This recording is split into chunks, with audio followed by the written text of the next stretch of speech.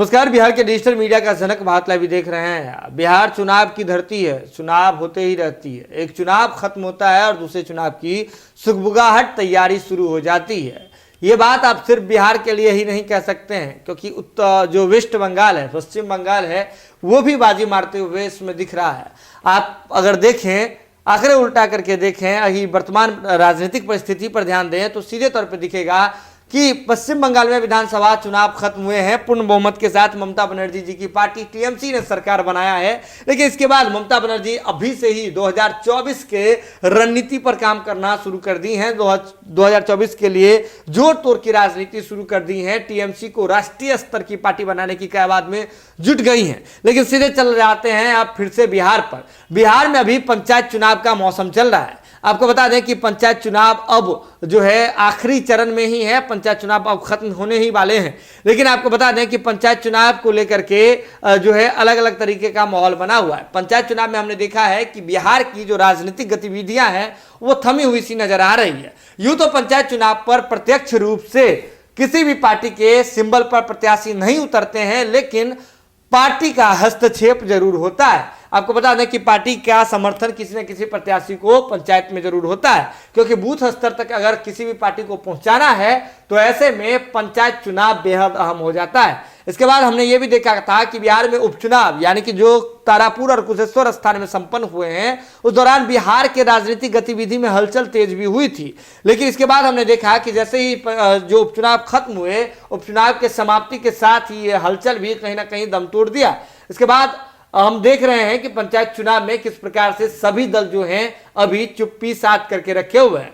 यानी कि जदयू के संगठन में भी बड़ा फेरबदल हुआ है और जो है अगर बात करें जदयू के जितने भी प्रकोष्ठ हैं उसे भंग कर दिया गया था। यानी कि अभी जो हमारे सूत्र बता रहे हैं कि पंचायत चुनाव पर नजर है। पंचायत चुनाव समाप्त होने के साथ ही जदयू में बड़ा फेरबदल देखने को मिल सकता है, क्योंकि पंचायत चुनाव के परिणाम को ध्यान में रखते हुए भी जदयू बड़ा फेरबदल कर सकती है। कई नई चेहरे को मौका दे सकती है, कई पुराने चेहरे हैं जिसकी छुट्टी की जा सकती है। खबर तो यह भी आ रही है कि प्रकोष्ठ का गठन नहीं भी किया जा सकता है, यानी कि इसके तौर पर कोई वैकल्पिक व्यवस्था की जा सकती है, कोई वैकल्पिक विधि से संगठन को मजबूत किया जा सकता है।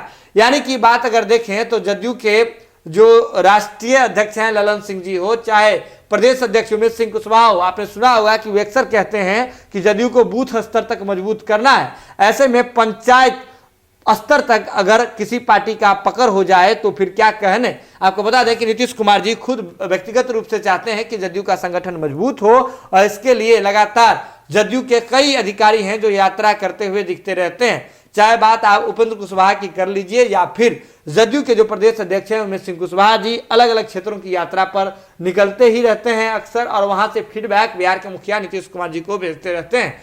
ऐसे में जदयू अभी मॉनिटर कर रही है और उपचुनाव माफ कीजिएगा जो पंचायत चुनाव के जो कुल मिलाकर के रिजल्ट आते हैं उसका ओवरऑल रिजल्ट पर एक बार नजर डाला जाएगा और देखा जाएगा यहां से भी कई लोगों को, कई नए चेहरे को मौका दिया जा सकता है। यानी कि कुल मिलाकर बात यह है कि पंचायत चुनाव के बाद जदयू के संगठन में एक बड़ा फेरबदल देखने को मिल सकता है और जो कुछ पुराने लोग हैं जो काफी दिनों से जदयू में जम करके बैठे हुए थे उनकी छुट्टी भी की जा सकती है। जरूर भारत लाइव के साथ जो भी अपडेट होगा भारत लाइव की टीम सबसे पहले आप तक पहुंचाएगी।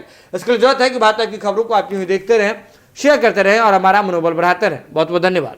अगर ये वीडियो पसंद आई और वह बिहार के राजनीति और बिहारियत से सरोकार रखेनी तो सब्सक्राइब बटन दबा के चैनल के सब्सक्राइब कर ली। ओजे एगो घंटी बा, ओकरा बटन दबा देला से कुल सटीक और मारक खबर रुआ मुफ्त में मिल जाई।